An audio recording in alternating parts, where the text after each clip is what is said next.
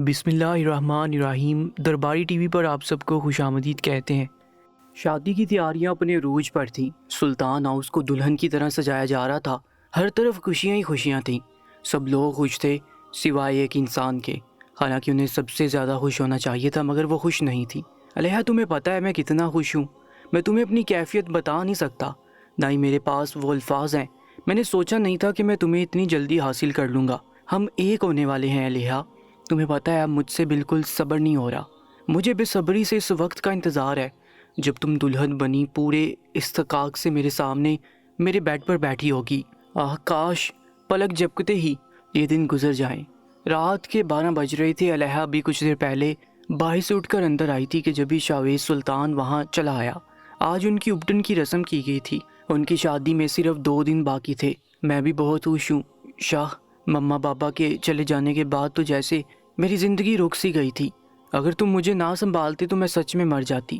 تمہارا بہت شکریہ مجھے اپنی زندگی میں قبول کرنے کے لیے۔ علیہ کی آنکھیں نم ہو گئی تھیں۔ ارمغان ملک اور سمیرہ ارمغان کو مرے 6 مہینے ہو گئے تھے۔ شاویز نے علیہ کو اپنے ساتھ لگایا تھا۔ ویسے بہت پیاری لگ رہی ہو۔ شاویز سلطان نے اس کے سراپے پر نظر ڈالتے ہوئے کہا تھا۔ جھوٹے کہیں کہ تم ہمیشہ یہی کہتے ہو۔ علیہ نے اس سے الگ ہوتے کہا۔ ہاں تو جو سچ ہے وہی کہتا ہوں نا، تم ہو ہی اتنی پیاری۔ شاویز سلطان نے پھر سے اس کا ہاتھ پکڑا تھا۔ میں بہت خوش قسمت ہوں جو تم مجھے ملے۔ اگر تم میری زندگی میں نہیں ہوتے تو، علیہ کہہ ہی رہی تھی جب اس کی بات بیچ میں رہ گئی۔ شاویز اس کی گردن دبوچے اسے دیوار سے لگا لیا۔ علیہ کو اپنا سانس رکتا ہوا محسوس ہوا تھا۔ شاہ یہ تم کیا کر رہے ہو؟ چھوڑو مجھے۔ علیہ نے بمشکل اس کے ہاتھوں پر اپنے ہاتھ مارتے خود کو اس سے چھڑوانا چاہا تھا۔ اسے شاہ سے بے حد خوف محسوس ہو رہا تھا۔ وہ بہت زیادہ غصے میں تھا۔ تیش کے مارے اس کی آنکھیں لال ہو گئی تھیں۔ تم نے ایسا سوچا بھی کیسے؟ تم مجھ سے محبت کرتی ہو، پھر تم نے کسی اور کا خیال اپنے دماغ میں لایا بھی کیسے؟ وہ غصے بڑی نظروں سے علیہ کو دیکھتے ہوئے دار رہا تھا۔ علیہ کے معاملے میں وہ ایسا ہی تھا، بے حد جنونی۔ کبھی کبھی علیہ کو اس سے بے حد ڈر محسوس ہوتا۔ اس کا یہ جنون علیہ کی ریڑھ کی ہڈی میں سنسناہٹ پیدا کر دیتا۔ ایم سوری شاہ، علیہ نے اٹکتے اٹکتے کہا۔ شاویز سلطان کا غصہ بھی کچھ کم ہوا تھا۔ اوکے ایم سوری، مگر تم جانتی تو ہو نا میں تم سے کتنی محبت کرتا ہوں۔ تمہارا کسی اور کا تصور بھی اپنے دماغ میں لانا میرے لیے سہانے رو ہے۔ میں تمہارے بغیر مر جاؤں گا۔ علیہ کبھی مجھے چھوڑ کر مت جانا۔ اب کی بار شاویز انتہائی ٹھہرے ہوئے اور التجائیہ لہجے میں کہنے لگا۔ مجھ سے غلطی ہو گئی شاہ، میں آج کے بعد ایسا کبھی نہیں سوچوں گی۔ میں بھی صرف تم سے محبت کرتی ہوں، تمہارے بغیر میں بھی مر جاؤں گی۔ علیہ محبت سے گویا ہوئی تھی۔ اوکے اب تم چینج کر کے ریسٹ کرو، تھک گئی ہوگی۔ اب میں بھی چلتا ہوں۔ شاویز اس کے ماتھے پر بوسہ دیتے باہر چلا گیا تھا۔ علیہ نے گہرا سانس لیا اور اپنے کپڑے لیتی واش روم چلی گئی۔ اگلی صبح بے حد روشن تھی۔ سلطان ہاؤس میں ہر کوئی مصروف تھا۔ کسی کے پیر زمین پر نہیں ٹک رہے تھے۔ سلطان ملک کے اکلوتے بیٹے کی شادی تھی، وہ اپنے سارے ارمان پورے کر دینا چاہتے تھے۔ علیہ تقریباً پورا دن سوتی رہی تھی، جبکہ شاویز سلطان ملک کے ساتھ انتظامات میں مصروف ہو چکا تھا۔ اس کی ملک ہاؤس واپسی تقریباً 4 بجے کے قریب ہوئی تھی۔ مام، علیہ کہاں ہے؟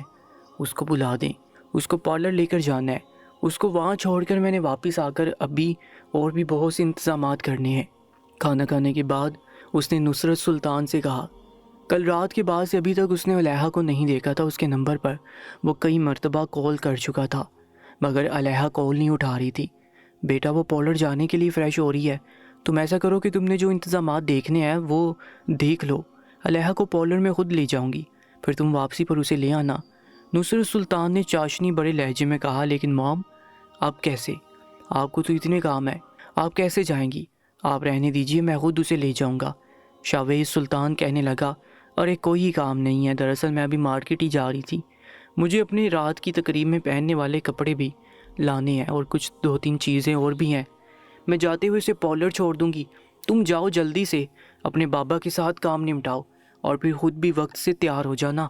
نصرت سلطان کے کہنے پر شاویز سلطان جی اچھا کہتے ہوئے چلا گیا۔ باہر آ کر اس نے پھر سے 1-2 مرتبہ علیہ کو کال ملائی تھی۔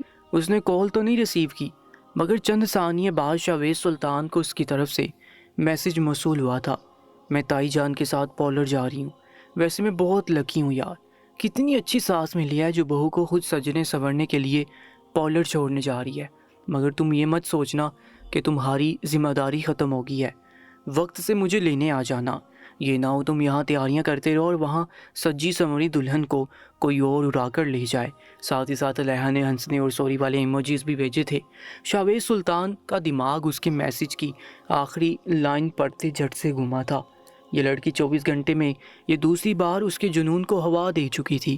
وہ غصے سے مٹھیاں بینچے واپس اندر داخل ہوا، جہاں علیحہ بی جان کے پاس کھڑی ان سے بلائیں لے رہی تھی۔ وہ جیسے آیا تھا ویسے ہی مٹھیاں بینچتے واپس چلا گیا۔ کچھ دیر بعد علیحہ نصرت سلطان کے ساتھ پارلر جانے کے لیے روانہ ہو چکی تھی۔ علیحہ بے حد خوش تھی۔ تم جانتی ہو تمہیں میں اپنے ساتھ کیوں لائی؟ نصرت سلطان نے اسے مخاطب کیا تھا۔ ہاں، کیونکہ آپ کو بھی مارکیٹ آنا تھا، اس لیے۔ علیحہ کو ان کے لہجے میں کچھ عجیب محسوس ہوا تھا، مگر وہ اپنا وہم سمجھ کر ٹال گئی۔ نصرت سلطان اسے پارلر چھوڑ کر چلی گئی تھی۔ شاویز تم ابھی تک یہیں ہو؟ علیحہ کو لینے نہیں گئی؟ شام کے 7 بج چکے ہیں، 6 بجے اس کو واپس لانا تھا۔ بی جان شاویز کے پاس آتے ہوئے بولی، جو پھولوں کی لڑیاں لگا رہا تھا۔ میرے تو دماغ سے نکل گیا بی جان، یہ مجھے کیا ہو گیا؟ میں اس کو کیسے بھول سکتا ہوں؟ نہ جانے وہ کب سے میرا انتظار کر رہی ہوگی۔ میں اس کو ابھی لے کر آتا ہوں، بی جان تیزی سے کہتے شاویز سلطان باہری دروازے کی جانب بڑھا اور گاڑی نکال کر پارلر کی طرف موڑ لی۔ پارلر کی لوکیشن اسے پہلے پتہ تھی، کیونکہ علیحہ نے اسی کے ساتھ آ کر بکنگ کروائی تھی۔ آدھے گھنٹے میں وہ پارلر پہنچ چکا تھا۔ اس نے آتے ہی علیحہ کے لیے پھولوں کا ایک گلدستہ بھی بنوا لیا تھا، کیونکہ وہ جانتا تھا کہ اتنا انتظار کروانے پر وہ شاید نہیں، یقیناً اس سے ناراض ہو گئی ہوگی۔ اس نے گاڑی پارلر کے باہر روکی اور گاڑی سے اتر کر پارلر کی جانب بڑھا۔ یہ شہر کا مشہور اور سب سے بڑا پارلر تھا۔ جی کہیے، ایک لڑکی نے شاویز سے پوچھا۔ علیحہ ملک کو بلا دیجیے، شاویز کے کہتے وہ لڑکی اندر چلی گئی اور شاویز سلطان وہیں کھڑا علیحہ کا انتظار کرنے لگا۔ میم، علیحہ ملک کو لینے آئے ہیں۔ وہ لڑکی اندر آتے پارلر کی اونر ملائکہ سے بولی۔ واٹ؟ جا کر صحیح سے نام پوچھ کر آؤ، مجھے لگتا ہے کہ تمہیں کوئی مس انڈرسٹینڈنگ ہو گئی ہے، کیونکہ علیحہ ملک تو 1.5 گھنٹہ پہلے ہی چلی گئی ہے۔ ملائکہ نے اس لڑکی سے کہا۔ میم، میں نے ٹھیک سے نام سنا ہے، وہ علیحہ ملک کو ہی لینے آئے ہیں، وہ پہلے بھی آ چکے ہیں جب علیحہ میم ان کے ساتھ اپوائنٹمنٹ بک کروانے آئی تھی۔ یہ کیا کہہ رہی ہو تم فائقہ؟ اگر یہ اس کا ہونے والا شوہر ہے تو وہ کس کے ساتھ گئی؟ ملائکہ بے حد پریشان ہو گئی تھی۔ وہ سب اب اس شش و پنج میں پڑ چکی تھی۔ کیا شاویز سلطان کو کیا جواب دیا جائے؟ میم، اب ہم انہیں کیا کہیں گے؟ فائقہ گھبرائی ہوئی سی بولی۔ اسی بات کی پریشانی مجھے بھی ہے فائقہ، پارلر کی ساکھ کا سوال ہے۔ آج سے پہلے ہمارے پارلر میں ایسا کبھی نہیں ہوا، نہ جانے وہ لڑکی کس کے ساتھ اور کہاں چلی گئی۔ ملائکہ پریشانی سے چکر کاٹتے ہوئے بولی۔ شاویز سلطان جو ان کے باہر آنے کا انتظار کرتے کرتے اب خود اندر آیا تھا، ان کی ساری گفتگو سن چکا تھا۔ کہاں ہے میری ہونے والی بیوی؟ وہ دارا تھا۔ سب اس کی دار سن کر سہم گئے تھے۔ ہمیں نہیں پتا مسٹر شاویز، وہ یہاں سے 1.5 گھنٹہ پہلے جا چکی ہیں۔ ملائکہ نے اسے بتایا۔ آپ کو نہیں پتا تو اور کس کو پتا ہے مس ملائکہ، وہ کس کے ساتھ گئی؟ آپ نے اسے ایسے کیسے کسی کے ساتھ بھی بھیج دیا؟ مجھے علیحہ چاہیے، وہ آپ کی ذمہ داری تھی، آپ نے اتنی لاپرواہی کیوں کی؟ شاویز اونچا اونچا چلا رہا تھا۔ سب لوگوں میں چہ مگوئیاں شروع ہو چکی تھی۔ دیکھیے مسٹر شاویز، اپنی آواز کو دھیما رکھیے، جو سچ تھا وہ میں نے آپ کو بتا دیا۔ آپ یوں چیخ چیخ کر پارلر کا ماحول نہ خراب کریں، یہاں اور بھی کسٹمرز ہیں۔ ملائکہ نے شاویز سلطان کو کام ڈاؤن رہنے کا کہا۔ You and your customers my foot. Listen miss Malaika, اگر مجھے میری علیحہ نہیں ملی نا تو اس پارلر کا نام و نشان مٹا دوں گا، اور میں صرف دھمکی نہیں دیتا، یہ بات تم اچھے سے یاد رکھنا۔ شاویز سلطان ملائکہ کو دھمکی دیتے ہوئے بولا۔ سر، ہم سچ میں نہیں جانتے کہ علیحہ کہاں ہے۔ وہ جب یہاں آئی اس کے بعد سے ان کی طبیعت تھوڑی خراب ہونا شروع ہو گئی تھی۔ ہم نے آپ کو انفارم کرنے کا کہا تو انہوں نے سختی سے منع کر دیا، بس ایک بے چینی سی ہے، اور باقی وہ ٹھیک ہے۔ پھر انہوں نے مجھے کہا کہ میں جلدی جلدی ان کا کام ختم کروں، مگر ابھی ہم نے صرف ان کا میک اپ ہی کیا تھا جب ان کے فون پر کسی کی کال آئی۔ کال سننے کے بعد وہ کہنے لگی کہ میرا سامان مجھے سمیٹ دیں، میرے گھر میں ایک ایمرجنسی ہو گئی ہے، اس لیے مجھے جلدی کر جانا ہے۔ اتنا کہہ کر انہوں نے سامان سمیٹا اور پھر چلی گئی۔ اب آپ بتائیے کہ اس میں ہمارا کیا قصور؟ وہ اپنی مرضی سے یہاں سے گئی ہے۔ ملائکہ اسے ساری تفصیل بتاتے ہوئے بولی تھی۔ شاویز غصے میں پارلر میں توڑ پھوڑ کرتا باہر نکل آیا۔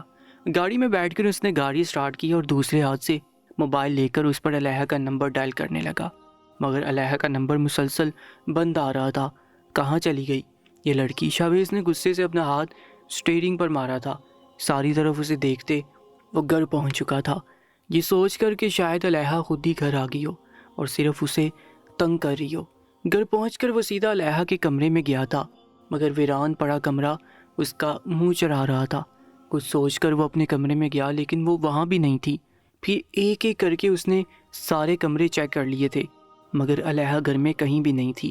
شاویز سلطان کو پریشانی ہونے لگی تھی۔ شاویز کیا کر رہے ہو؟ کسے ڈھونڈ رہے ہو تم؟ تم تو علیحہ کو لینے گئے تھے نا، کہاں ہے علیحہ؟ تم اسے ساتھ کیوں نہیں لائے؟ بی جان شاویز سلطان کو یوں سارے کمرے تلاشتے دیکھ اس کے پاس آئی تھی۔ بی جان ساتھ تو تب لاتا نا جب علیحہ وہاں ہوتی، علیحہ وہاں ہے ہی نہیں۔ پولر والی کہہ رہی کہ علیحہ 2 گھنٹے پہلے وہاں سے جا چکی ہے، تو اب تک تو اسے یہاں پہنچ جانا چاہیے نا۔ نہ جانے مجھے پریشان کر کے اس لڑکی کو کیا ملتا ہے، اب نہ جانے کہاں چلی گئی ہے، اوپر سے نمبر بھی بند ہے۔ اس سے پہلے کہ بی جان کچھ کہتی نصرت سلطان کی آواز آئی، لو آ گئی یہ ڈرامہ کوئین۔ ان کی آواز سن کر شاویز نے دروازے کی طرف دیکھا جہاں سے علیحہ اندر آ رہی تھی۔ شاویز بھاگتا ہوا اس تک پہنچا تھا۔ وہ سرتا پیر سجی ہوئی تھی اور بے حد خوبصورت لگ رہی تھی۔ علیحہ کہاں تھی تم؟ تمہیں پتہ ہے ہم سب کتنا پریشان تھے، تم باز نہیں آؤ گی نا اپنے ڈراموں سے؟ یہ سب کیا تھا تمہیں اندازہ ہے؟ میری جان نکل گئی تھی، یہ مذاق کا وقت تھا۔ کون کرتا ہے ایسے جو تم نے کیا؟ تمہاری غیر موجودگی میں اگر مجھے کچھ ہو جاتا، میرا دل بند ہو جاتا یا میں مر جاتا تو کیا کرتی تم؟ شاویز سلطان علیحہ کو دونوں بازوؤں سے پکڑے جھنجھوڑتے ہوئے پوچھ رہا تھا۔ اس کی گرفت علیحہ کے بازو پر اتنی سخت تھی کہ علیحہ کو شاویز سلطان کی انگلیاں اپنے بازو میں دھنستی ہوئی محسوس ہوئی تھی۔ اسے اپنے حلق میں کانٹے چبھتے ہوئے محسوس ہوئے تھے۔ آنسوؤں کا گولا حلق میں کہیں پھنس گیا تھا۔ وہ رونا چاہتی تھی، اپنے محبوب کے گلے لگنا چاہتی تھی، مگر قسمت کی ستم ظریفی کہ وہ نہ رو سکی اور نہ ہی اپنے محبوب کے گلے لگ سکی۔ میں تم سے کچھ پوچھ رہا ہوں علیحہ، جواب دو مجھے۔ شاویز سلطان ایک مرتبہ پھر سے بولا۔ اس کا بس نہیں چل رہا تھا کہ علیحہ کو کسی متاع جان کی طرح خود میں سمیٹ لیتا۔ علیحہ شاویز سلطان کی آنکھوں میں دیکھنے سے اعتراض برت رہی تھی، کیونکہ وہ جانتی تھی کہ اگر اس نے شاویز سلطان سے نظریں ملا لی تو سارے راز عیاں ہو جائیں گے، اور وہ ایسا بالکل بھی نہیں چاہتی تھی۔ علیحہ نے خود کو چپ چاپ شاویز کی گرفت سے چھڑوایا اور چلتے ہوئے بی جان کے پاس آئی تھی، جو نم آنکھوں سے اسے ہی دیکھ رہی تھی۔ علیحہ ان کے گلے لگ کر بے آواز روتی تھی۔ یہی حال بی جان کا بھی تھا، بھلے ان کے آنسو نہیں گر رہے تھے مگر ان کا دماغ چیخ چیخ کر رو رہا تھا۔ بابا نکاح خاں کو بلائیں، مجھ سے اب مزید انتظار نہیں ہوتا، مجھے ابھی اور اسی وقت علیحہ سے نکاح کرنا ہے، پھر ایک ہی مرتبہ اس کا دماغ درست کروں گا، اور تم یہ ڈرامے بند کرو، کہیں رخصت نہیں ہو رہی جو بی جان کے گلے لگ کر آنسو بہا رہی ہو، تم بھی ہمیشہ اسی گھر میں رہو گی اور بی جان بھی، تو زیادہ جذباتی ہونے کی ضرورت نہیں۔ کہتے ساتھ ہی وہ علیحہ کا ہاتھ پکڑتا اسے اپنے ساتھ سٹیج پر لے آیا تھا، اس کو سٹیج پر بٹھا کر خود اس کے پہلو میں بیٹھ گیا۔ علیحہ کا دل آنے والے وقت کو لے کر زور زور سے دھڑک رہا تھا۔ اسے سمجھ نہیں آ رہی تھی کہ وہ یہ سب کیسے کرے گی۔ کچھ بھی تھا مگر یہ نکاح کر کے وہ گناہ نہیں کر سکتی تھی، اس لیے ہاتھوں کی انگلیوں کو مروڑتے ہوئے سوچنے لگی کہ انکار کیسے کیا جائے۔ مولوی صاحب آ چکے تھے۔ نصرت سلطان آ کر علیحہ کے بالکل پیچھے کھڑی ہوگی اور اس کے کندھوں پر ہاتھ رکھ کر ان پر دباؤ دینے لگی۔ علیحہ نے چہرہ مزید جھکا لیا۔ سلطان ملک علیحہ کے ساتھ بیٹھ گئے۔ اس وقت وہی علیحہ کے ولی تھے۔ مولوی صاحب بسم اللہ کریں۔ سلطان ملک نے مولوی صاحب سے کہا، علیحہ ارمغان ولد ارمغان نواز ملک، آپ کا نکاح شاویز سلطان ملک ولد سلطان نواز ملک سے بعوض 5 لاکھ روپے حق مہر درج بالا شرائط کے تحت طے پایا ہے، کیا آپ کو قبول ہے؟ مولوی صاحب نے سلطان ملک کے کہنے پر نکاح کی کارروائی شروع کی، مگر علیحہ نے کوئی جواب نہ دیا۔ کیا آپ کو قبول ہے؟ مولوی صاحب کی تیسری مرتبہ پوچھنے پر بھی علیحہ خاموش رہی تو سب کو حیرت اور پریشانی ہوئی۔ شاویز سلطان کو علیحہ کی چپی پر سب سے زیادہ حیرت ہوئی تھی۔ اس کے کانوں میں علیحہ کی کچھ دن پہلے کہی گئی بات چلنے لگی، جب ایک روز شاویز سلطان نے اس سے پوچھا کہ جب مولوی صاحب تم سے نکاح کی قبولیت کے بارے میں پوچھیں گے تو تم کیا کہو گی؟ اس پر علیحہ نے کہا کہ میں تو ایک مرتبہ ہی پوچھنے پر ایک ہی سانس میں 3 مرتبہ قبول ہے کہہ دوں گی، بار بار مولوی کو زحمت دینے کی ضرورت ہی کیا؟ شاویز سلطان اس وقت اس کی بات سن کر کھل کر مسکرایا تھا، مگر اب یہاں مولوی کے تیسری مرتبہ پوچھ لینے پر بھی وہ خاموش تھی۔ دوسری دفعہ بیٹھے سلطان ملک نے اپنا ہاتھ علیحہ کے سر پر رکھا تھا انہیں لگا تھا کہ شاید اس وقت علیحہ کو اپنے ماں باپ کی یاد آ رہی ہے، اس لیے وہ یوں خاموش ہے۔ یہ وقت ہی ایسا ہوتا ہے، ہر لڑکی کو زندگی کے اس اہم موقع پر اپنے ماں باپ کی بے حد ضرورت ہوتی ہے۔ ہم تمہارے ساتھ ہیں بیٹا، خود کو تنہا مت سمجھو۔ سلطان ملک نے اس کے سر پر شفقت سے بوسہ دیتے ہوئے کہا۔ علیحہ کا دل کر رہا تھا کہ یہ زمین پھٹے اور وہ اس میں سما جائے۔ وہ جانتی تھی کہ جو وہ کرنے جا رہی تھی اس کے بعد وہ سبھی کھو دے گی، مگر اس کے پاس اور کوئی چارہ نہیں تھا۔ مولوی صاحب اب شروع کریں، سلطان ملک نے ایک مرتبہ پھر سے مولوی صاحب سے کہا۔ مولوی صاحب نے پھر سے علیحہ کی رضامندی چاہی، مگر اس مرتبہ علیحہ اپنی جگہ سے اٹھ کھڑی ہوئی۔ مجھے یہ نکاح منظور نہیں ہے، مجھے یہ شادی نہیں کرنی۔ علیحہ کے الفاظ سن کر پورے ہال میں سناٹا چھا گیا۔ علیحہ تم ہوش میں تو ہو؟ کیا بکواس ہے یہ؟ تمہیں کیوں بے وقت مذاق سوچتا ہے؟ شاویز سلطان علیحہ کا ہاتھ پکڑ کر اپنی طرف موڑتے ہوئے اس سے پوچھنے لگا۔ اسے لگ رہا تھا کہ شاید علیحہ پھر سے کوئی مذاق کر رہی ہے۔ یہ کوئی مذاق نہیں ہے مسٹر شاویز، مذاق تو تم کرتے آ رہے ہو میرے ساتھ، اور میں تمہارے ہاتھوں بے وقوف بنتی رہی۔ علیحہ نے چیختے ہوئے کہا، کیا بکواس کر رہی ہو علیحہ؟ مجھے لگ رہا ہے تمہارا دماغ جگہ پر نہیں ہے۔ بند کرو یہ تماشا اور بیٹھ کر نکاح کرو، پہلی بہت دیر ہو چکی ہے۔ شاویز سلطان اسے پکڑ کر اپنے ساتھ صوفے پر بٹھانے لگا تھا جب علیحہ نے تیزی سے اپنا ہاتھ چھڑا لیا۔ مجھے نہیں کرنا کوئی نکاح اور نہ ہی کوئی شادی، یہ تمہیں مذاق لگ رہا ہوگا مگر مجھے نہیں، میرے لیے یہی حقیقت ہے، میں تم سے نکاح نہیں کر سکتی، علیحہ نے اسے کہا۔ اس کے انکار نے شاویز سلطان کے تن بدن میں آگ لگا دی تھی۔ شٹ اپ علیحہ، تمہاری ہمت بھی کیسے ہوئی ایسی بات کرنے کی؟ کیوں نہیں کرنا چاہتی تم مجھ سے شادی؟ کوئی ناراضگی ہے تو مل کر بعد میں دور کر لیں گے، ابھی کے لیے ناراضگی کو سائڈ پر رکھ دو۔ شاویز سلطان اسے منانے کی کوشش کرنے لگا۔ مجھے کوئی ناراضگی نہیں ہے، مجھے یہ شادی نہیں کرنی تو نہیں کرنی، تم کیوں اتنی بحث کر رہے ہو؟ جانے دو مجھے یہاں سے۔ علیحہ اس کو سامنے سے ہٹاتے ہوئے بولی۔ کہاں جانے دوں؟ تم ایسا کیسے کر سکتی ہو؟ مجھے میرا قصور بتاؤ، تم تو مجھ سے محبت کرتی تھی نا؟ کل تک تو تم اس شادی سے بہت خوش تھی، پھر آج مجھ سے ایسی کون سی خطا ہو گئی جو تم صاف صاف مکر رہی ہو؟ بتاؤ مجھے میری خطا بتاؤ۔ شاویز سلطان ٹوٹے پھوٹے لہجے میں بولا۔ سارا قصور تمہارا ہی ہے، کبھی دیکھا ہے خود کو کیسے روب جما رہے ہو جیسے میں تمہاری زر خرید غلام ہوں؟ تمہارے نزدیک میری کوئی اہمیت ہی نہیں ہے، تم نے مجھے اپنی ملکیت سمجھا ہوا ہے۔ تمہارے ساتھ میں تو کیا کوئی بھی لڑکی شادی نہیں کرے گی، تم اس قابل ہو ہی نہیں، کیونکہ تمہیں بیوی نہیں بلکہ تمہارے اشاروں پر چلنے والی گڑیا چاہیے جو تمہاری مرضی سے اٹھے، تمہاری مرضی سے بیٹھے، تمہاری مرضی سے کہیں آئے جائے اور تمہاری مرضی سے پہنے اوڑھے۔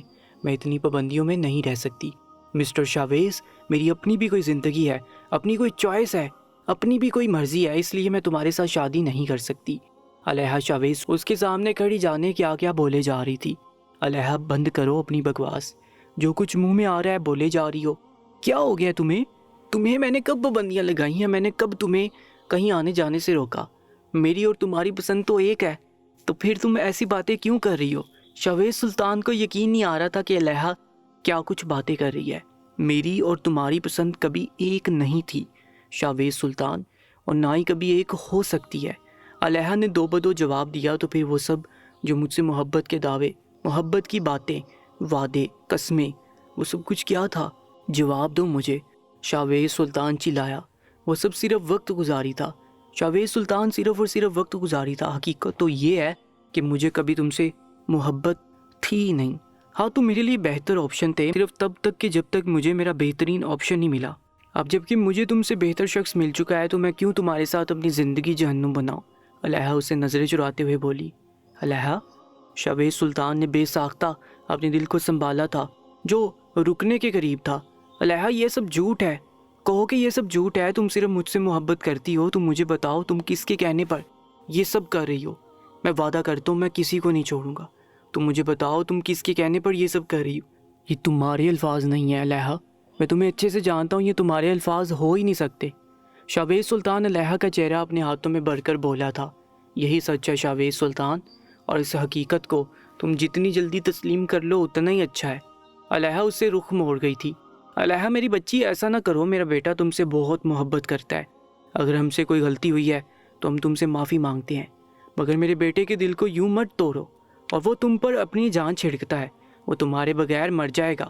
میں تمہارے آگے ہاتھ جوڑتی ہوں، تمہارے پیر پڑتی ہوں، میرے بیٹے کو مت چھوڑو، उससे उसकी खुशियाँ मत छीनो, वो मर जाएगा अलेहा, वो मर जाएगा।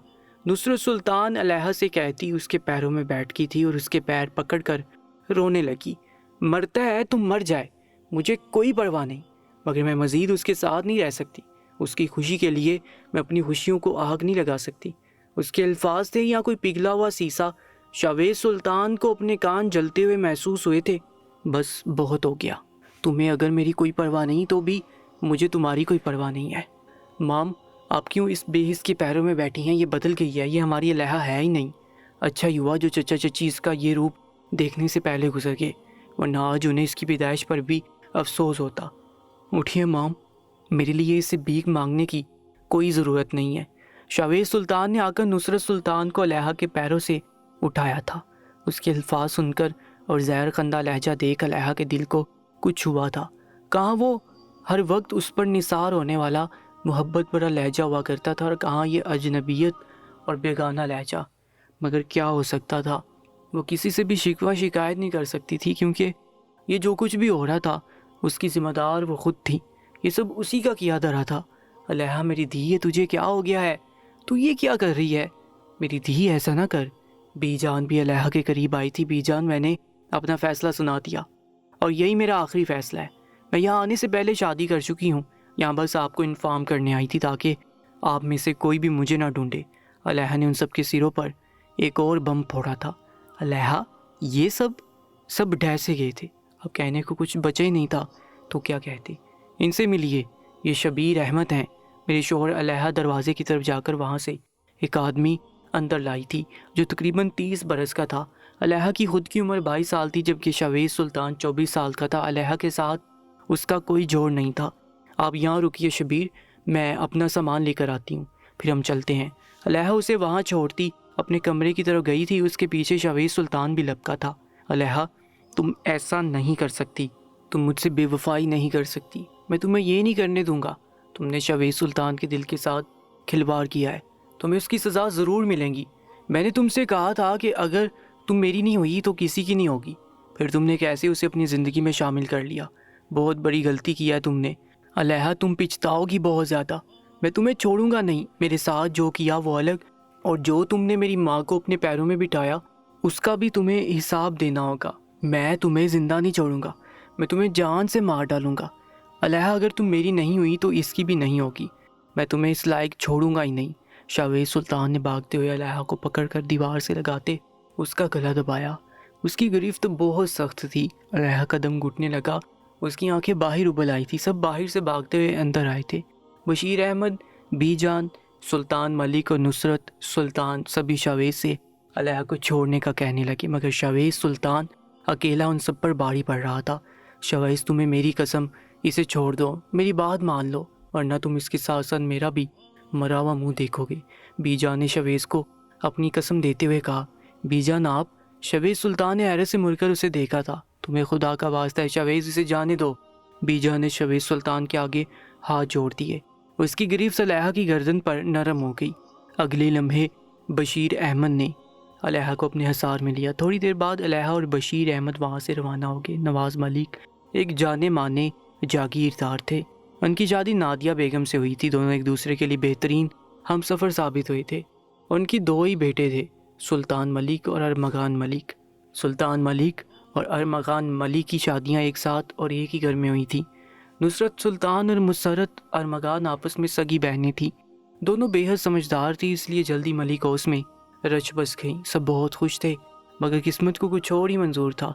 शादी के पहले साल दोनों की तरफ से खुशी की खबर मिली थी। दोनों के घर बेटे होने वाले थे। नादिया बेगम उन दोनों का बहुत ख्याल रख रही थी। उनके अब आखिरी दिन चल रहे थे। बीजान, मेरी सेहत बहुत ज़्यादा ख़राब है, मुझे लग रहा है कि वक्त आ गया है, मुझे अस्पताल जाना होगा। नुसरत सुल्तान पेट पकड़े कमरे से बाहर आई थी। उस वक्त घर पर सिर्फ तीनों ख़ातीन ही थीं। नुसरत सुल्तान को तकलीफ़ में देखकर नादिया बेगम और मुसरत अरमगान दोनों के हाथ पैर फूल गए थे। मुसरत बेगम ने भागकर सुल्तान मलिक को कॉल की थी, मगर इंतज़ार का वक्त नहीं था। नुसरत सुल्तान की सेहत बिगड़ती जा रही थी। मुसरत जल्दी से सारा सामान लेकर आई और फिर दोनों सास बहू मिलकर नुसरत सुल्तान को अस्पताल ले गई थी। नुसरत बेगम को फ़ौरन इमरजेंसी में ले जाया गया था और ऑपरेशन करने का कह दिया था। एंड टाइम पर ऑपरेशन का सुनकर वो तीनों परेशान हो गई थी। मगर फिर नादिया बेगम ने खुद को संभाला और नुसरत बेगम को भी हौसला और तसल्ली दी। मुसर्रत अरमगान के भी आखिरी दिन चल रहे थे, उनकी कंडीशन भी ठीक ना थी। डॉक्टर ने पहले उनको बहुत सी कॉम्प्लिकेशंस बताई हुई थी, लेकिन कौन जानता था कि किस्मत में क्या लिखा हुआ है। डॉक्टर कैसी है मेरी बहू? थोड़ी देर बाद डॉक्टर ऑपरेशन थिएटर से बाहर आई तो नादिया बेगम ने पूछा, देखिए फ़िलहाल इलाज चल रहा है, उन्होंने शायद कुछ उल्टा सीधा खा लिया है, इस वजह से उनकी कंडीशन काफ़ी ख़राब थी, मगर खुदा का शुक्र है कि आप उन्हें वक्त पर अस्पताल ले आए। हमें अभी डिलीवरी करनी होगी, यही माँ और बच्चे दोनों के लिए सेफ़ है। डॉक्टर ने खुलकर सारी बात उन दोनों के सामने रख दी थी। मगर डॉक्टर साहिबा, यूँ प्री मेच्योर डिलीवरी? मुसर्रत अरमगान ने किसी हर्षे के तहत पूछा। बेफिक्र रहिए, बच्चा माशाल्लाह से काफ़ी हेल्दी है, इसलिए ख़तरे की कोई बात नहीं, और यूँ ये 15-20 दिन ऊपर नीचे हो जाना आम सी बात है। आप ये दवाइयाँ और इंजेक्शंस ले आएँ, फिर हम ऑपरेशन शुरू करेंगे। डॉक्टर ने एक चिट मुसर्रत बेगम की तरफ बढ़ाई। मुसर्रत बेगम ने चिट पकड़ी और नादिया बेगम से कहने लगी, बीजान आप यहाँ बैठिए, मैं ये दवाइयाँ लेकर आती हूँ। लेकिन बेटा तुम कैसे जाओगी? तुम बैठो, मैं खुद ले आती हूँ। नादिया बेगम ने कहा, नहीं बीजान, मैं बिल्कुल ठीक हूँ, आप जानती हैं ना, आपको डॉक्टर ने सीढ़ियाँ उतरने चढ़ने से मना किया है, इसलिए आप बैठिए, मैं बस यूँ गई और यूँ आई। मुसर्रत अरमगान वो चिट लेकर सीढ़ियों की जानी बढ़ गई। अभी वो दूसरी सीढ़ी पर थी कि जब ही उनको अचानक धक्का लगा था। धक्का लगने से उनका पैर लड़खड़ाया, वो तवाज़ुन बरकरार न रख सकी। उन्होंने खुद को बचाने की बहुत कोशिश की, मगर बेसूद। वो सीढ़ियों से गिरती हुई नीचे पहुंच गई। अस्पताल में चीखो पुकार शुरू हो गई थी। सब मुसर्रत बेगम को ही देख रहे थे, जो खून से लथपथ सीढ़ियों से नीचे पड़ी हुई थी। वो होशो-हवास से बेगाना हो चुकी थी। नादिया बेगम का हाथ बेसाख्ता दिल पर गया था। या खुदा खैर, उन्हें समझ ही न आई कि वो क्या करे। एक बहू का ऑपरेशन था और दूसरी की भी ये हालत हो गई थी। मुसर्रत बेगम को स्ट्रेचर पर डालकर ऑपरेशन थिएटर ले जाया गया, मगर वो जानबर ना हो सकी। वो और उनकी होने वाली औलाद दोनों मौके पर जान बहक हो गए थे। मलिक हाउस में तो क़यामत आकर गुजर गई थी।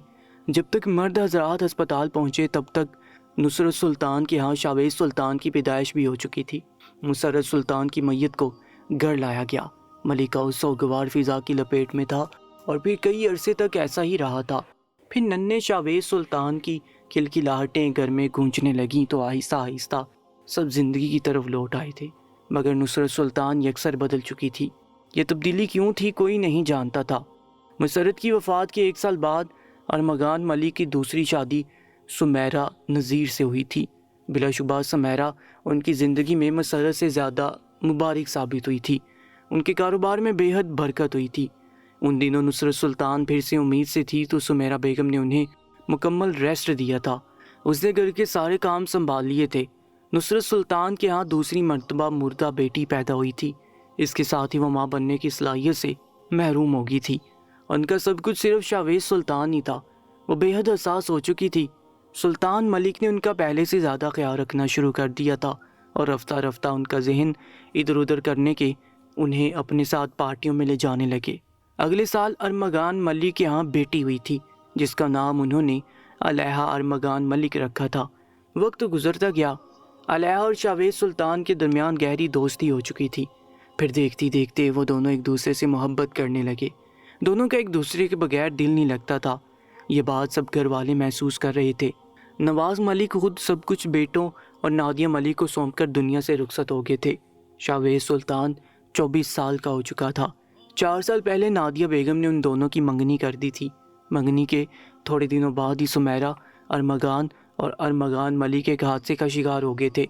उन दिनों मुल्क में बदअमनी फैली हुई थी। वो दोनों किसी काम से बाहर गए हुए थे। वापसी पर वो बीड़ में फंस गए। वहाँ लोगों का बहुत बड़ा हजूम था। सब लोग हुकूमत के खिलाफ एहतजाज कर रहे थे। इन एहतजाजी मुजाहरों में कई बेगुनाह लोग मारे गए। अरमगान मलिक और सुमेरा अरमगान मलिक दोनों ही फायरिंग का शिकार हो गए। सुमेरा अरमगान तो मौके पर ही दम तोड़ गई। अरमगान मलिक को इंतहाई नाजुक हालत में अस्पताल मुंतकिल किया गया था, मगर वो जानबर ना हो सके और 3 दिन के बाद उनकी मौत भी हो गई। मलिक हाउस की खुशियाँ एक मरतबा फिर से किसी की नज़र हो गई थी। सबसे बड़ा सदमा तो अलैहा को लगा था। वो अपने माँ और बाप दोनों से महरूम हो चुकी थी। तब उसको संभालने वाला सिर्फ शावेज सुल्तान ही था, जिसने उसे इस ट्रॉमा से निकाला था। 1 महीना पहले सुल्तान मलिक ने ईद के बाद उनकी शादी की तारीख रख ली थी। सुल्तान हाउस में हर तरफ मौत जैसा सुनाटा था। علیحہ اور شاویز سلطان چھت پر کھڑے چاند کے نظر آنے کا انتظار کر رہے تھے۔ ماہ رمضان اپنی برکتیں اور رحمتیں سمیٹ کر واپس جا رہا تھا۔ بی جان افطاری کے بعد اپنے کمرے میں چلی گئی تھی، جبکہ نصرت سلطان اور سلطان ملک آج کسی دوست کے گھر افطاری میں مدعو تھے۔ دونوں کی شادی کو 24 سال گزر چکے تھے، مگر آج بھی دونوں میں مثالی محبت تھی۔ دونوں اب بھی ساتھ گیدرنگ اور آؤٹنگ پر جاتے۔ سلطان ہاؤس میں اس وقت ویرانیاں بسیرا کی ہوئی تھیں۔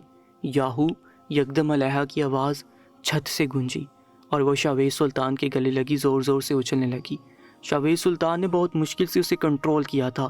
کیا ہو گیا جانم، ہم چھت پر ہیں، عید مبارک۔ شاویز سلطان نے اسے خود سے دور کرتے ہوئے کہا۔ علیحہ کو بھی اپنی پوزیشن کا احساس ہوا تو جھینپ کر دور ہوئی تھی۔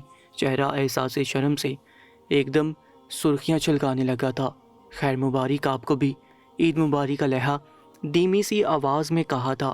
چلو نیچے، بی جان کو بھی مبارکباد دیں، شاویز نے علیحہ سے کہتے اپنے قدم سیڑھیوں کی جانب بڑھائے۔ علیحہ نے بھی اس کی تقلید کی تھی۔ ان کی عید ہمیشہ کی طرح بہت اچھی گزری تھی۔ عید کے فوراً بعد ان دونوں کی شادیوں کی تیاریاں شروع ہو گئی تھیں اور بین موقع پر علیحہ کسی اور سے شادی کر کے آ گئی تھی۔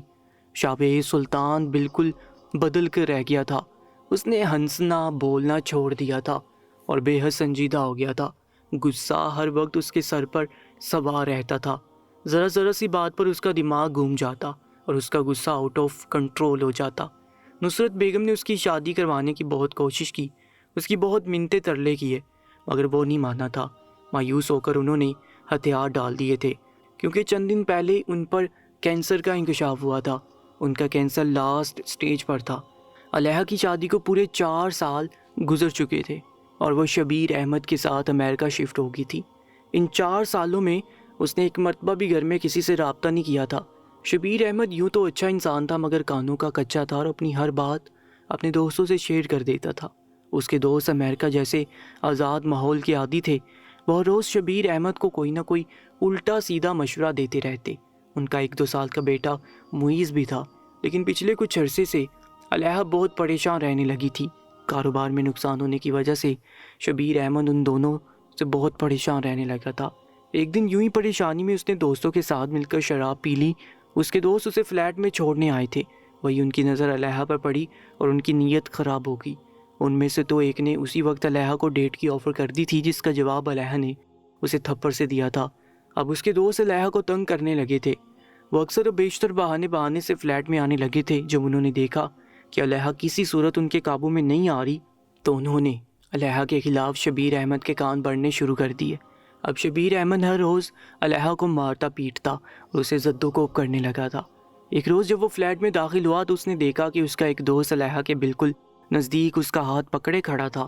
اس سے پہلے کہ علیحہ کچھ بولتی، وقاص فوراً سے علیحہ کا ہاتھ چھوڑ کر شبیر کی طرف بڑھا تھا۔ شبیر، شکر ہے یار تم آ گئے، تم کہاں تھے؟ میں نے تمہیں کتنی کالز کی یار، وقاص معصومیت سے کہہ رہا تھا۔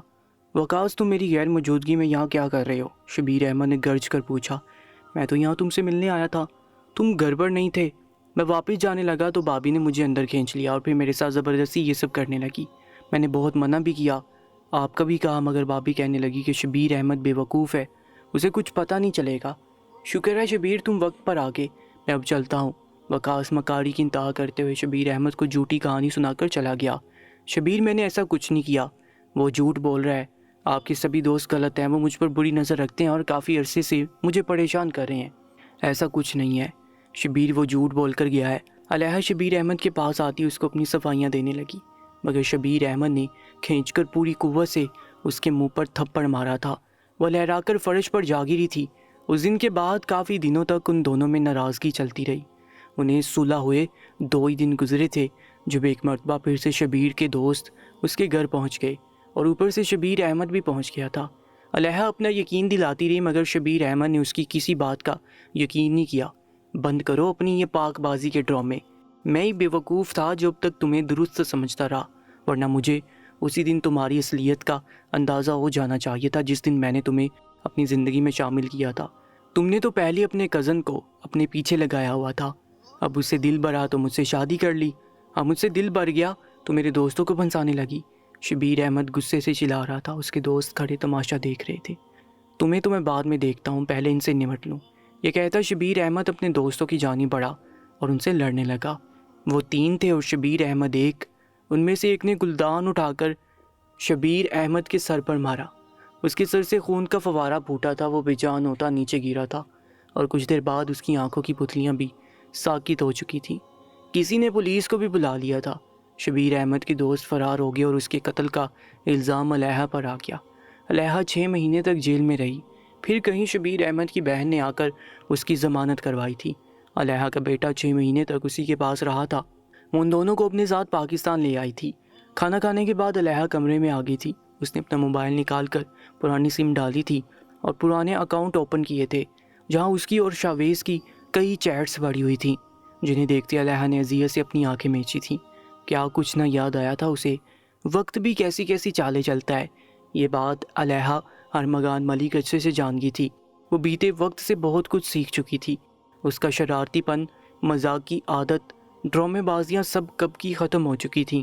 علیحہ کی شخصیت میں وہ چیزیں رہی ہی نہیں تھیں جو اس کی شخصیت کا خاصہ تھیں۔ بیتے وقت کو یاد کرتے کئی آنسو اس کی پلکوں کی بار توڑتے گالوں پر بہہ نکلے تھے۔ علیحہ نے بھی انہیں بہنے دیا تھا۔ یہ آنسو علیحہ کی زندگی کے سب سے بڑے نقصان ہونے کے آنسو تھے، جنہیں علیحہ نے 4 سال سے روکے رکھا تھا، مگر آج یہ آنسو بغاوت پر اتر آئے تھے۔ علیحہ پھوٹ پھوٹ کر روتی تھی، شاید وہ 4 سال کا غبار اپنے آنسو کے ذریعے نکالنا چاہتی تھی۔ وہ کافی دیر تک روتی رہی۔ جب دل تھوڑا ہلکا ہوا تو اس نے اپنے آنسو پونچھے۔ کچھ سوچتے فون اٹھا کر کانپنے ہاتھوں سے نمبر ملایا اور فون کان سے لگایا تھا، مگر اگلی لمحے اس نے فون ہٹا لیا۔ اس نے دکھ اور افسوس کے ساتھ موبائل سکرین کو دیکھا تھا۔ اس کا نمبر بلاک کر دیا گیا تھا۔ کیا وہ مجھ سے اتنی نفرت کرنے لگا ہے؟ اس نے فون ہاتھ میں پکڑے سوچا اور پھر واٹس ایپ، فیس بک، ٹک ٹاک اور انسٹاگرام کے اکاؤنٹس چیک کرنے لگی۔ اسے ہر جگہ سے بلاک کر دیا گیا تھا۔ علیحہ کے سینے سے ایک ٹھیس سی اٹھی تھی۔ کیا وہ اس کے لیے اتنی غیر اہم ہو گئی تھی کہ اس نے ایک ہی پل میں اس سے رابطے کے سارے ذرائع ختم کر دیے تھے؟ کیا وہ اتنی قابل نفرت تھی کہ کسی نے اسے ایک فون تک کرنا گوارا نہیں کیا تھا؟ یہ تو ہونا ہی تھا۔ جو کچھ وہ کر کے آئی تھی اس کے بعد بھلا اسے یہ امید بھی کیسے رکھ سکتی تھی؟ اس نے بی جان کے نام سے سیو نمبر ڈائل کیا۔ رنگ جا رہی تھی مگر کال نہیں اٹھائی گئی۔ بی جان کم سے کم آپ تو ایسا نہ کریں، آپ تو سب جانتی ہیں نا، علیحہ نے تصور میں بی جان کو مخاطب کرتے ہوئے کہا تھا، اور ایک مرتبہ پھر سے ان کا نمبر ملایا تھا۔ اس مرتبہ 2-3 رنگ کے بعد کال اٹھائی گئی تھی۔ السلام علیکم بی جان، کیسی ہیں آپ؟ علیحہ نے رندے ہوئے لہجے میں پوچھا۔ علیحہ میری بچی، کیسی ہے تو؟ اتنے سالوں بعد کیسے یاد آ گئی؟ بوڑھی دادی کی بی جان نے روتے ہوئے پوچھا۔ بی جان مجھے گھر آنا ہے، میں ٹھیک نہیں ہوں بی جان، مجھے آپ کی ضرورت ہے۔ علیحہ بی جان سے کہتے ہوئے ایک مرتبہ پھر سے روتی۔ تو کہاں ہے میری بچی؟ تو پاکستان میں ہے نا؟ تو بتا مجھے اپنا پتہ دے، میں ابھی تجھے لینے آتی ہوں۔ تو رو کیوں رہی ہے؟ تو ٹھیک تو ہے نا؟ بی جان نے فکر مندی سے پوچھا۔ اس کا اس طرح رونا انہیں پریشان کر گیا۔ جواباً علیحہ نے خود پر گزرے سارے حالات بی جان کو کہہ سنائے تھے، جنہیں سن کر بی جان تڑپ اٹھی تھی۔ میری جان، تو نے اتنا سب کچھ کیوں برداشت کیا؟ خود کو لاوارث سمجھ لیا تھا کیا، یا مجھ پر فاتح پڑھ لی تھی؟ ایک مرتبہ اپنی اس بوڑھی دادی کو کال تو کر لیتی۔ اپنا پتہ بتاؤ، میں تمہیں لینے آ رہی ہوں۔ بی جان نے شکوہ کرتے ہوئے کہا تھا۔ نہیں بی جان، آپ خود کو تکلیف مت دیں، میں خود آ جاؤں گی، آپ بس گھر میں سب سنبھال لینا۔ علیحہ نے اپنا خدشہ بیان کیا تھا۔ تو ڈر مت میری بچی، 4 سال پہلے ہم دونوں سے یہ غلطی تو ہوئی تھی، اگر اس وقت ہم تھوڑی سی ہمت دکھا لیتے تو تم آج اس سال میں نہ ہوتی۔ خیر اب کسی کی اتنی ضرورت نہیں کہ کوئی تمہیں کچھ کہہ سکے، تو بے فکر ہو کر آ جا، تمہاری بوڑھی دادی زندہ ہے ابھی۔ مزید 2-4 باتیں کر کے علیحہ نے فون کاٹ دیا اور پھر اپنی سابقہ نند کو بتا کر معیز کو ساتھ لے کر ملک ہاؤس آ گئی، جہاں بی جان اس کا بے صبری سے انتظار کر رہی تھی۔ دونوں دادا پوتی کافی دیر تک گلے مل کر روتی رہی تھی، پھر دونوں اندر آئی تھیں۔ نصرت بیگم کے کمرے سے مسلسل کراہنے کی آوازیں آ رہی تھی۔ علیحہ نے سوالیہ نظروں سے بی جان کی طرف دیکھا تو انہوں نے نصرت بیگم کے کینسر کا بتا دیا۔ علیحہ ان سے ملنے گئی اور دور سے سلام کر کے واپس آ گئی۔ وہ اسے اپنے پاس بلاتی رہی تھی مگر علیحہ ان کے پاس نہ گئی۔ معیز کو سلانے کے بعد اس کی شام کی چائے بنائی تھی اور بی جان کے ساتھ مل کر پی تھی۔ بی جان میں آپ کے لیے کچھ لائی ہوں، 1 منٹ رکیے، میں ابھی لے کر آئی۔ بی جان سے کہتے علیحہ اپنی جگہ سے اٹھی اور کمرے کی جانب جانے لگی تھی کہ تبھی باہر سے آتے شاویز سلطان سے بری طرح ٹکرائی تھی۔ وہ گرنے والی تھی کہ جب شاویز نے اسے تھام لیا۔ علیحہ یکٹک اسے دیکھے گئی تھی۔ وہ پہلے سے کہیں زیادہ وجیح ہو چکا تھا۔ وہ محبت بڑی نظروں سے اسے دیکھ رہی تھی۔ مگر شاویز سلطان کی نظروں میں اس کے لیے صرف اور صرف اجنبیت تھی۔ دیکھتی دیکھتی اس کی آنکھیں لال انگارہ ہوئیں اور اس نے الیحا کو کھڑا کرتے اس کا بازو موڑتے اس کی کمر سے لگایا تھا۔ الیحا کی بے ساختہ چیخ نکلی تھی، کیا لینے آئی ہو تم اب یہاں؟ اس سے تمہارا دل نہیں بڑھا کیا؟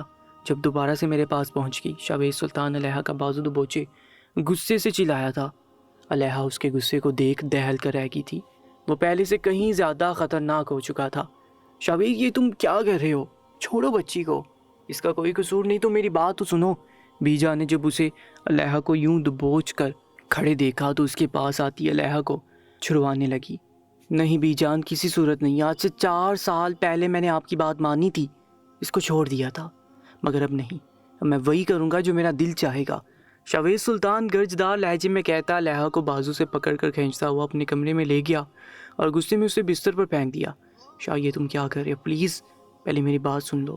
الیحا اس کے سامنے ہاتھ جوڑے کہنے لگی، جو دھیرے دھیرے قدم اٹھاتا اس کے قریب آ رہا تھا، اپنی گندی زبان سے میرا نام مت لو، ورنہ ایک بھی لفظ بولنے کے قابل نہیں چھوڑوں گا۔ وہ اس کے کان کے قریب داڑتا اس پر جھکنے والا تھا جب سلطان ملک ایک جھٹکے سے دروازہ کھولتے اندر داخل ہوئے اور شاویز کو الیحا سے الگ کرتے ہوئے اس کے منہ پر زوردار تماچا مارا۔ بابا آپ کیا کرنے چلے تھے؟ تم غصے میں اندھے ہو گئے ہو یا اپنی ماں کی طرح عقل بیچ کھائی ہے؟ کیوں اس معصوم کے دشمن بنے بیٹھے ہو تم دونوں؟ کیا بگاڑا اس نے تمہارا؟ تمہاری ماں کم تھی جو اب تم بھی؟ سلطان ملک غصے سے بول رہے تھے، اس کا سانس پھول گیا تھا۔ بابا آپ جانتے ہیں نا اس نے کیا کیا، پھر بھی آپ؟ شاویز ان کے پاس آتا ہوا بولا۔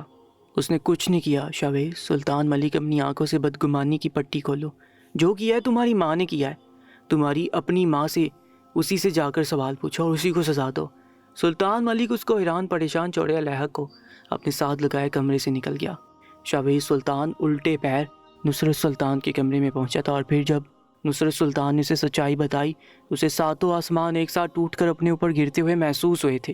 آج سے 4 سال پہلے جب وہ الیحا کو اپنے ساتھ پارلر لے کر گئی تھی تو گاڑی میں ہی انہوں نے الیحا کو بے حد دھمکایا تھا اور اسے کہا تھا کہ وہ چپ چاپ شاویز کی زندگی سے نکل جائے۔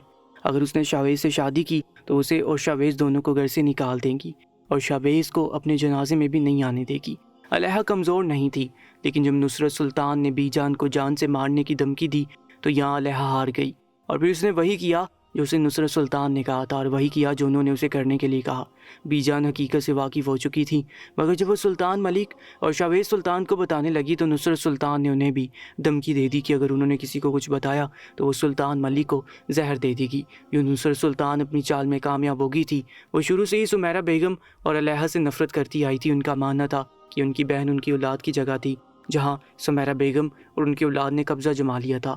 پہلے تو وہ برداشت کرتی رہی تھی، مگر شاویز کا الیحا کی طرف جھکاؤ ان کے تن بدن میں آگ لگا دیتا تھا، اس لیے انہوں نے شاویز کو الیحا سے دور کرنے کا منصوبہ بنایا تھا۔